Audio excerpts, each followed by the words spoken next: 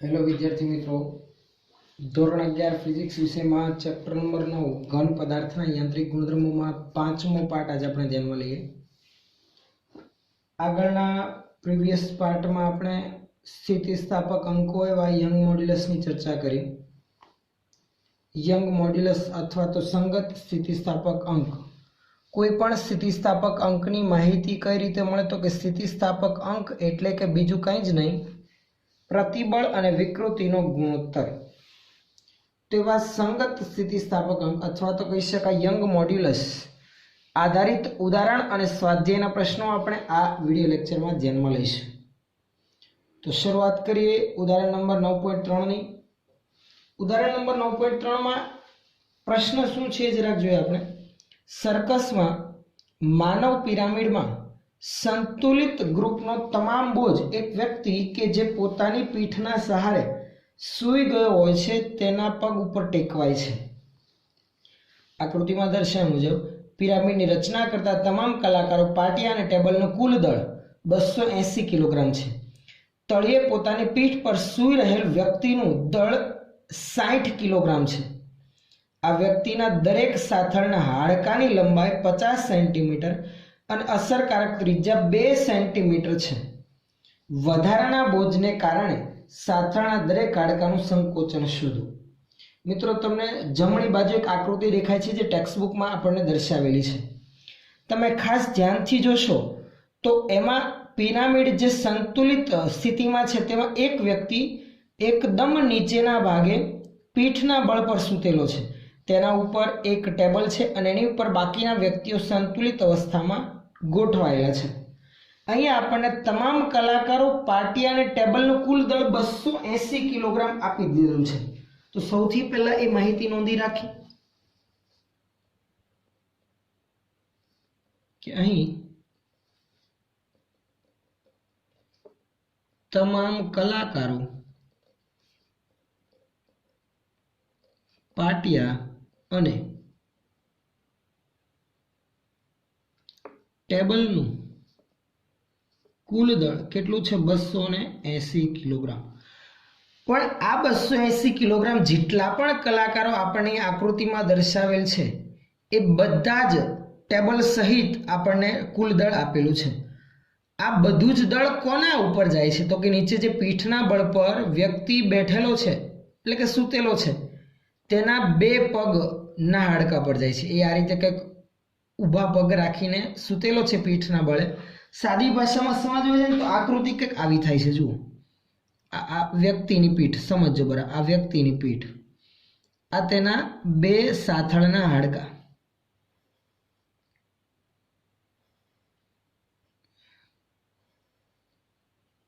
અને આના ઉપર જે સમગ્ર ગોઠવણી થયેલી છે। જેટલા પણ વ્યક્તિ આકૃતિમાં દેખાય છે તે આ વ્યક્તિના બે પગની ઉપરના ભાગમાં ટેબલ સાથે સંતુલિત અવસ્થામાં છે। આ નીચે જે વ્યક્તિ સૂર્ય છે ને એનામાં બે પગ બતાવેલા છે। હવે સમજો, તળિયે પોતાની પીઠ પર સૂર્યેલ વ્યક્તિનું દળ, આ વ્યક્તિનું દળ 60 કિલોગ્રામ છે એટલે વ્યક્તિના બે પગ ઉપર ટોટલ કેટલો દળ આવે છે તો કે 280 માંથી 60 બાદ કરીએ તો 220 કિલોગ્રામ। આપણે એ હાડકામાં વધારાના આ બોજને કારણે જોવા મળતું સંકોચન મેળવવાનું છે એટલે કે હાડકાની લંબાઈમાં નોંધાતો ફેરફાર એટલે કે ડેલ્ટા એલ મેળવવું છે।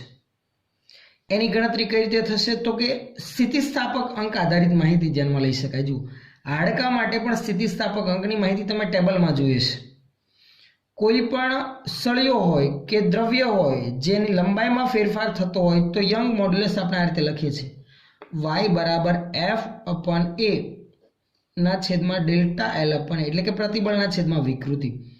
આપણે એનું સંકોચન મેળવવું છે ડેલ્ટા L, લંબાઈમાં નોંધાતો ઘટાડો। ડેલ્ટા L માટે બાકીની બધી વિગતો છે તો કે L, હાડકાની મૂળ લંબાઈ આપેલી છે જુઓ 50 સેન્ટીમીટર। F લાગુ પડેલું બોજ તો કે આ બે પગ ઉપર લાગુ પડેલું બોજ આપણે મેળવી શકીએ। ટોટલ દળ કેટલું આવશે તો કે 220 કિલોગ્રામ। દળ આધારિત કેટલું બોજ સહન કરવું પડશે આપણે મેળવી શકીશું mg પરથી। ખ્યાલ આવે છે। એ હાડકાનું આડછેદનું ક્ષેત્રફળ તો એની અસરકારક ત્રિજ્યા આપેલી છે જેના પરથી આડછેદનું ક્ષેત્રફળ મળી જશે પાય r સ્ક્વેર પરથી। યંગ મોડ્યુલસ, હાડકા માટે યંગ મોડ્યુલસનું મૂલ્ય મિત્રો 9.4 ગુણાકારમાં 10⁹ ન્યૂટન પ્રતિ મીટર સ્ક્વેર ધ્યાનમાં લેવાનું રહેશે। તો ગણતરી માટે સૌથી પહેલા આપણે વ્યક્તિના પગ પર આવતું કુલ દળ લખી રાખીએ અહીં વ્યક્તિનું દળ બરાબર 60 કિલોગ્રામ। આથી શું લખી શકાય કે આથી પિરામિડને તળિયે રહેલ વ્યક્તિના પગ પર આવતું કુલ દળ કેટલું થશે તો કે 280 - 60 એટલે 220 કિલોગ્રામ। પણ આ 220 કિલોગ્રામ બે પગ ઉપર આવશે। માત્ર એક જ પગના હાડકાની વાત કરીએ તો એક પગ પર કેટલું દળ લાગુ પડશે તેમ કહી શકાય 220 ભાગાકારમાં 2 એટલે 110। આથી પ્રત્યેક પગ પર આવતું દળ બરાબર 110 કિલોગ્રામ। મિત્રો આટલી માહિતી આપણી સમજૂતી માટે છે। તો દળ આધારિત કેટલું બોજ લાગુ પડે છે મેળવી શકીએ તો કે આ દળના ગુણાકારમાં ગુરુત્વ પ્રવેગ g કરીએ તો ખબર પડી જાય ને કે આ દળ આધારિત પગ ઉપર કેટલું વધારાનું બોજ આવે છે। આથી પ્રત્યેક પગ પર વધારાનું બોજ એટલે કે F બરાબર દળને જો આપણે એમ વડે દર્શાવીએ તો m × g। m નું મૂલ્ય 110 અને g નું મૂલ્ય 9.8 તો બોજ આપણને મળશે 110 ના ગુણાકારમાં 9.8 કરીએ તો કેટલો આવશે 1078 ન્યૂટન જેટલું પરિણામ આપણને મળશે। તો આટલું બોજ પ્રત્યેક પગ પર આવે છે એક પગ પર એટલે F મળી ગયું। એ આપણને ખબર છે હાડકાની લંબાઈ સાથળના હાડકાની લંબાઈ 50 સેન્ટીમીટર છે। જુઓ y હાડકા માટે લખી રાખીએ વ્યક્તિના પગના હાડકાનો યંગ મોડ્યુલસ એનું મૂલ્ય મિત્રો 9 અથવા તો 9.4 ગુણાકારમાં 10⁹ ન્યૂટન પ્રતિ મીટર સ્ક્વેર ધ્યાનમાં લેવાનું રહેશે। તો હવે આપણે બાકીની બધી કિંમતો નોંધી રાખીએ અને સમીકરણ લાગુ પડે જેથી હાડકાનું નોંધાતું સંકોચન મેળવી શકીએ। અહીં હાડકાની લંબાઈ L આપી દીધેલ છે 50 સેન્ટીમીટર, મીટરમાં લખાશે 0.5 મીટર તથા લખેલું છે અસરકારક ત્રિજ્યા એટલે હાડકાના આડછેદની ત્રિજ્યા 2 સેન્ટીમીટર એટલે 2 ગુણાકારમાં 10⁻² મીટર। આથી જોવા મળતું સંકોચન નોંધવું છે ને વધારાના બોજને કારણે સાથળના દરેક હાડકાનું સંકોચન એટલે કે ડેલ્ટા એલ। ચાલો ડેલ્ટા એલને કરતા બનાવીએ સીધું જ સમીકરણ યાદ રાખજો। ડેલ્ટા એલને હું કરતા બનાવું તો શું આવશે તો કે એલ અંશમાં જાય તો આ પદ આવું બને એફ એલના છેદમાં એ ઇન્ટુ ડેલ્ટા એલ। ચાલો ડેલ્ટા એલ કરતા બનાવું તો શું આવશે એફ ઇન્ટુ એલ છેદમાં એ ઇન્ટુ વાય। એની જગ્યા પર શું લખવાનું થશે તો કે πr² ઇન્ટુ વાય બરાબર છે। ચાલો બધી જ કિંમત આપણે મૂકી રાખીએ જેથી સંકોચન આપણને મળી જાય। બોજ છે કેટલું 1078, લંબાઈ કેટલી 0.5 છેદમાં પાઈ 3.14 r² 2 ગુણાકારમાં 10⁻² વર્ગ। y નું મૂલ્ય યંગ મોડ્યુલસનું મૂલ્ય તો કે આ રહ્યું 9.4 ગુણાકારમાં 10⁹ ગણતરી કરશો તો સંકોચન આપણને કંઈક 4.55 ગુણાકારમાં 10⁻³ મીટર જેટલું મળી આવે છે જે આપણો ફાઇનલ આન્સર થશે। તો પ્રત્યેક હાડકાનું સંકોચન આટલું આપણને જાણવા મળે છે। જો અહીંયા આપણે અડધું ના કરેલું હોત 110 ના બદલે 220 ગણેલું હોત તો આપણને જે બોજના કારણે દરેક હાડકાનું સંકોચન મેળવવાનું કીધેલું છે બંનેનું કુલ સંકોચન આવે એટલે આન્સર આના કરતાં ડબલ આવે પણ અહીંયા પ્રત્યેક દરેક હાડકાનું કીધેલું હોવાથી દળ બે પગના બદલે એક પર કેટલું આવશે એ આપણે અડધું કરીને ધ્યાનમાં લેવું પડશે. ચલો આગળ એના પરથી સ્વાધ્યાયનો પછી આપણે પ્રશ્ન ધ્યાનમાં લઈએ. મિત્રો સ્વાધ્યાયના આપણે અત્યારે એવા પ્રશ્નો ધ્યાનમાં લેવાના છે જે યંગ મોડ્યુલસ પર આધારિત છે એટલે સ્વાધ્યાયના 9.1 થી 9.4 સુધીના પ્રશ્નો આપણે આ વિડિયો લેક્ચરમાં જોઈશું. ચલો 9.1 નંબરનો પ્રશ્ન શું છે જુઓ. 4.7 મીટર લંબાઈ અને 3 ગુણાકારમાં 10⁻5 મીટર સ્ક્વેર આડછેદનું ક્ષેત્રફળ ધરાવતો સ્ટીલનો તાર તથા 3.5 મીટર લંબાઈ અને 4 ગુણાકારમાં 10⁻5 મીટર સ્ક્વેર આડછેદનું ક્ષેત્રફળ ધરાવતો તાંબાના તાર પર આપેલ સમાન ભાર લટકાવતા બંને તારની લંબાઈમાં સમાન વધારો થાય છે. એટલે બંને અલગ અલગ દ્રવ્યના તાર છે, એક સ્ટીલનો છે એક તાંબાનો છે. બંનેની લંબાઈ અલગ અલગ, આડછેદનું ક્ષેત્રફળ અલગ અલગ, પણ બંને પર સમાન બોજ લટકાવેલ છે એટલે ભાર લટકાવેલ છે જેથી લંબાઈનો વધારો સંજોગો વસાત એવું બને છે કે લંબાઈ અને આડછેદના ક્ષેત્રફળ આધારિત સરખો નોંધાય છે.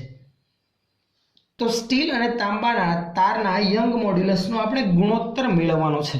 પહેલા તો આપેલી માહિતી લખી રાખીએ કે અહીં લંબાઈ અને આડછેદનું ક્ષેત્રફળ પહેલા સ્ટીલનું છે એટલે LS 4.7 મીટર તથા આડછેદનું ક્ષેત્રફળ AS 3 ગુણાકારમાં 10⁻5 મીટર સ્ક્વેર તથા બીજું છે તાંબાનો તાર એના માટે લંબાઈ અને આડછેદનું ક્ષેત્રફળ છે LCU 3.5 મીટર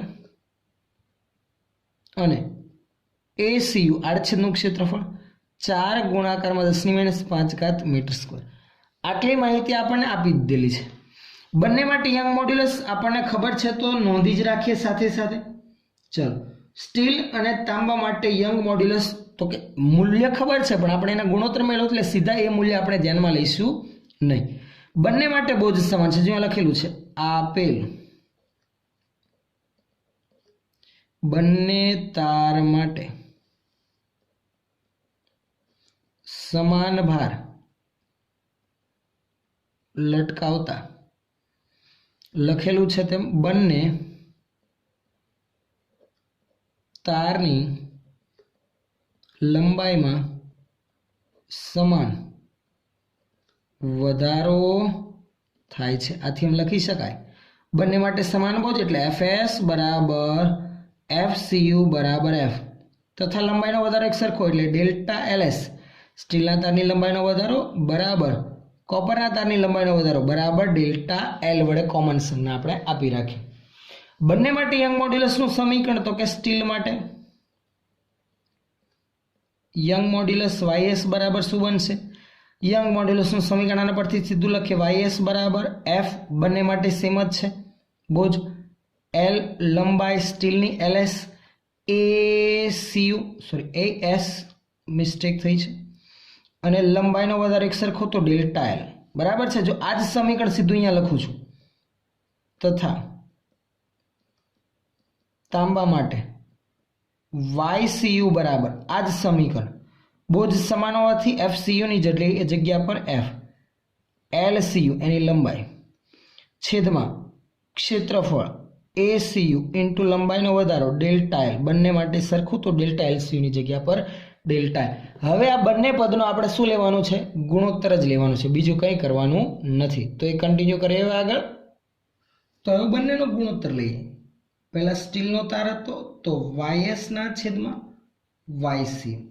મિત્રો F બંને માટે બોજ અને બંને માટે લંબાઈનો વધારો સરખો એટલે F અને ડેલ્ટા L એ બંને કેન્સલ થઈ જશે એટલે અંશમાં શું આવશે તો કે LS ના છેદમાં LCU. જે છેદનો પદ હતું આડછેદનું ક્ષેત્રફળ એ વ્યસ્ત થઈ જશે એટલે અહીંયા ACU અને એના છેદમાં AS આવી જશે. કિંમત મૂકીએ આપણે તો LS સ્ટીલના તારની લંબાઈ 4.7 ACU તાંબાના આડછેદનું ક્ષેત્રફળ અને છેદમાં જે LCU છે તેની લંબાઈ છે 3.5 ચલો તેના આડછેદના ક્ષેત્રફળની કિંમતો પણ આપણે મૂકી ACU છે 4 ગુણાકારમાં 10⁻5 મીટર સ્ક્વેર અને AS 3 ગુણાકારમાં 10⁻5 મીટર સ્ક્વેર. ઘાત સમાનવાળા પદો કેન્સલ થઈ જશે અને આનું સાદરૂપ આપશું તો પરિણામ કંઈક તમને 1.8 જેટલું એપ્રોક્સિમેટ મળી આવે છે. તો બંનેના યંગ મોડ્યુલસના ગુણોત્તરનું મૂલ્ય 1.8 એપ્રોક્સિમેટલી મળે છે આપણને. ચલો આગળ સ્વાધ્યાયનો 9.2 નંબરનો પ્રશ્ન જોઈએ. શું છે એની આકૃતિ પણ તમને સ્ક્રીન પર જમણી તરફ દેખાતી હશે.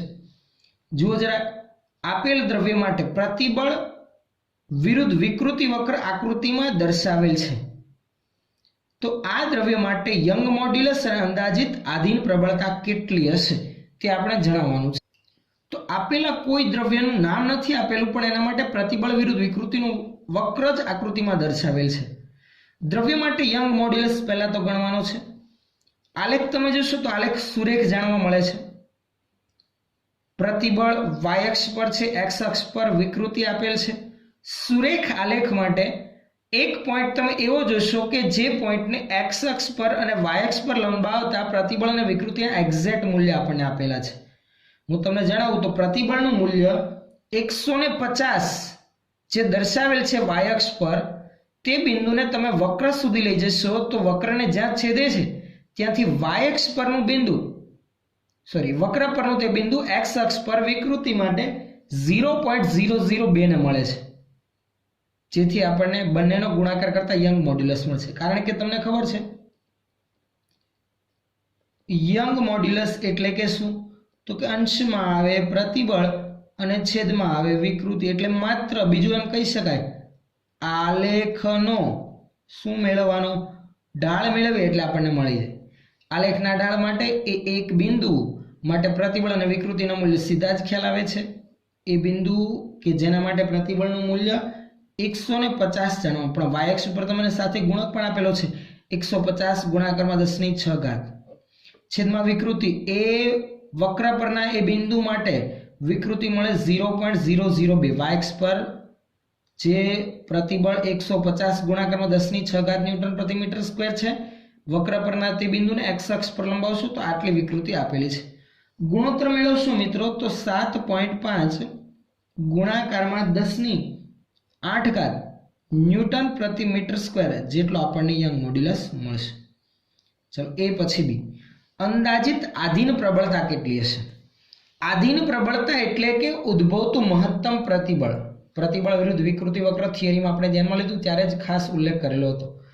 તો આધીન પ્રબળતા એટલે બીજું કાંઈ જ નહીં, મહત્તમ પ્રતિબળ. આલેખ પરથી તમે જોઈ શકો છો પ્રતિબળનું મેક્સિમમ મૂલ્ય તમે વક્ર પર લંબાવશો તો કેટલું છે, 300 જેટલું જાણવા મળે છે. વક્રની એકદમ ટોચ પર પ્રતિબળનું મૂલ્ય 300 જેટલું મળે છે. તો એ થશે આપણી આધીન પ્રબળતા. લખી રાખીએ આધીન પ્રબળતા એટલે બીજું કંઈ જ નહીં, મહત્તમ પ્રતિબળ જે છે 300 પણ સાથે ગુણાકારમાં 10⁶ ન્યૂટન પ્રતિ મીટર સ્ક્વેર, એટલે કે 3 ગુણાકારમાં 10⁸ ન્યૂટન પર મીટર સ્ક્વેર જેટલું આપણને મૂલ્ય મળશે આધીન પ્રબળતાનું. ચાલો 9.3 નંબરનો પ્રશ્ન. એના માટે આકૃતિ મેં અહીંયા દોરી જ રાખેલ છે. આ પણ આકૃતિ આધારિત પ્રશ્ન છે. ત્યાં આમ જો આકૃતિમાં દ્રવ્ય A અને B માટે પ્રતિબળ વિરુદ્ધ વિકૃતિ આલેખ દર્શાવેલ છે. આલેખ સમાન માપક્રમ પર દોરેલ છે, એટલે બંને માટે પ્રતિબળ અને વિકૃતિના માપક્રમ સરખા છે. એના માટે કોઈ મૂલ્ય આપેલા નથી. કયા દ્રવ્યનો યંગ મોડ્યુલસ મોટો હશે? ચલો આલેખ પરથી જણાવો કયા દ્રવ્ય માટે, A માટે કે B માટે વધુ હશે. બીજું કીધેલું છે તેમાંથી કયું દ્રવ્ય વધુ મજબૂત હશે. A અને B માંથી કયું દ્રવ્ય વધારે મજબૂત છે તેની માહિતી આપણે આપવાની છે.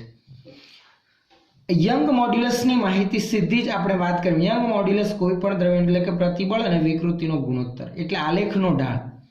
A અને B માંથી કોનો ઢાળ વધુ છે? તો કે B અને A નો જે સુરેખ ભાગ છે એ કયો વધારે નમેલો છે? તો કે B ની સરખામણીમાં A નો સુરેખ ભાગ વધુ નમેલો છે. જો હું આ રીતે પેનને રાખું અને આ રીતે લંબાવતો જાઉં તો ઢાળ વધતો જાય, જો વધતો જાય. અહીંયા એકદમ શાર્પ ઢાળ કહેવાય. તો તમે જોશો તો A માટે નમન પ્રમાણમાં વધુ છે B ની સરખામણીમાં, એટલે એ માટે ઢાળ પ્રતિબળ અને વિકૃતિનો ગુણોત્તર મોટો મળી આવશે આલેખનો ઢાળ. આથી એ દ્રવ્ય માટે યંગ મોડ્યુલસ આપણને કેવો મળશે? વધારે મળશે. લખી રાખીએ. યંગ મોડ્યુલસ એટલે બીજું કંઈ જ નહીં, પ્રતિબળના છેદમાં વિકૃતિ એટલે કે આલેખનો ઢાળ.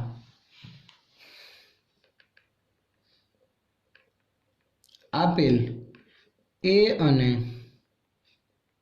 બી દ્રવ્ય પૈકી એ માટે આલેખનો ઢાળ વધુ મળે છે. આથી એનો યંગ મોડ્યુલસ વધુ છે. ચલો એ પછી આગળ બીમાં પૂછેલું તેમાંથી કયું દ્રવ્ય વધુ મજબૂત? એ દ્રવ્ય વધુ મજબૂત કે બી? તો કે દ્રવ્યની મજબૂતાઈનો ખ્યાલ એક તો યંગ મોડ્યુલસ પરથી પણ મળે. એનો યંગ મોડ્યુલસ વધુ એટલે એ દ્રવ્ય વધુ મજબૂત તો છે. આ ઉપરાંત આધીન પ્રબળતા પરથી પણ ખ્યાલ આવે. લટકાવેલા બોજ આધારિત જે દ્રવ્ય માટે આધીન પ્રબળતા વધુ મળે એટલે મહત્તમ પ્રતિબળ ઉત્પન્ન થઈ શકે, એ વધુ મજબૂત કહેવાય. તો બીની સરખામણીમાં એમાં આધીન પ્રબળતા વધુ જાણવા મળે છે, મહત્તમ પ્રતિબળ ટૂંકમાં વધુ ઉદ્ભવે છે. તો આ કારણોથી એ દ્રવ્ય વધુ મજબૂત છે તેમ કહેવાય. જે દ્રવ્ય માટે આધીન પ્રબળતા અથવા તો કહી શકાય મહત્તમ પ્રતિબળ વધુ તે વધુ મજબૂત. આથી એ દ્રવ્ય બી કરતા વધુ મજબૂત છે તેમ કહેવાય. ચાલો 9.3 પછી 9.4 નંબરનો પ્રશ્ન. એમાં પણ કંઈક માહિતી જ માંગેલી છે. જુઓ, નીચે આપેલ વિધાનો કાળજીપૂર્વક વાંચી કારણ સહિત તે સાચા છે કે ખોટા તે જણાવો. એમાં પૂછેલું છે રબરનો યંગ મોડ્યુલસ સ્ટીલ કરતાં મોટો હોય છે. ફરી પાછો યંગ મોડ્યુલસ લખી રાખી. યંગ મોડ્યુલસ બરાબર પ્રતિબળના છેદમાં વિકૃતિ. મિત્રો, વિકૃતિનું સમીકરણ શું આવે? તો કે લંબાઈ આધારિત વિકૃતિ ડેલ્ટા એલના છેદમાં એલ વડે દર્શાવી છે. હવે જરાક ધ્યાન આપજો. રબર અને સ્ટીલ ના બે હું સળિયા ધ્યાનમાં લઉં છું. આ ધારો કે રબરનો સળિયો છે અને બીજો છે સ્ટીલનો સળિયો. બંનેના છેડે સરખું બોજ લટકાવીશ, સમાન બોજ લાગુ પાડીશ તો બંને માટે સમાન પ્રતિબળ હશે. પણ બંને માટે લાગુ પાડેલા સમાન બોજ આધારિત કોની લંબાઈમાં વધારો વધુ થશે? તો કે આ રબર અને આ સ્ટીલ હોય તો સ્વાભાવિક છે એક સરખા બોજ માટે રબરની લંબાઈમાં વધારો વધારે થશે, એટલે રબર માટે ડેલ્ટા એલ વધુ મળશે. સમાન બોજ માટે delta L rubber greater than delta L steel, એટલે સ્ટીલની લંબાઈમાં વધારો રબરની લંબાઈમાં થતા વધારા કરતાં ઓછો હશે. એટલે કે વિકૃતિ વધારે રબરમાં ઉદ્ભવશે અને વિકૃતિ વધુ ઉદ્ભવે તો યંગ મોડ્યુલસ ઓછું મળે. આથી શું લખી શકાય? Y steel greater than Y rubber, એટલે કે સ્ટીલ માટે યંગ મોડ્યુલસ રબર માટેના યંગ મોડ્યુલસ કરતા પ્રમાણમાં વધુ મળશે. ચલો આગળ બી.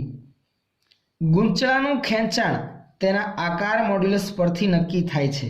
ખેંચાણ એટલે કે લંબાઈનો વધારો આકાર મોડ્યુલસ પરથી નક્કી થાય છે કે નહીં તેમ આપણને પૂછેલ. તો કે આ વિધાન અહીંયા આપણને પૂછેલું કે રબરનો યંગ મોડ્યુલસ સ્ટીલ કરતાં મોટો હોય એ ખોટું છે. સ્ટીલનો મોટો હોય રબર કરતાં, એનું કારણ આપણે ટૂંકમાં અહીંયા દર્શાવી રાખેલું છે. જો ગૂંચળાનું ખેંચાણ તેના આકાર મોડ્યુલસ પરથી નક્કી થાય છે. કોઈ ગૂંચળું એટલે કે ધારો કે સ્પ્રિંગ હોય તો એનો લંબાઈનો વધારો શું આકાર મોડ્યુલસ પરથી નક્કી થાય?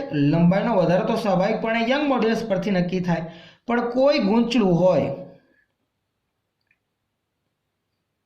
નીચે બોજ લટકાવે તો લંબાઈ તો વધે જ, પણ સાથે સાથે તેના આકારમાં પણ ફેરફાર થાય. આથી યંગ મોડ્યુલસ તો ખરું જ, પણ સાથે સાથે આકાર મોડ્યુલસ પરથી પણ નક્કી થાય છે. આ કારણે લખી રાખીએ ગૂંચળાના છેડે બોજ લટકાવતા લંબાઈ ઉપરાંત આકારમાં પણ ફેરફાર થતો હોવાથી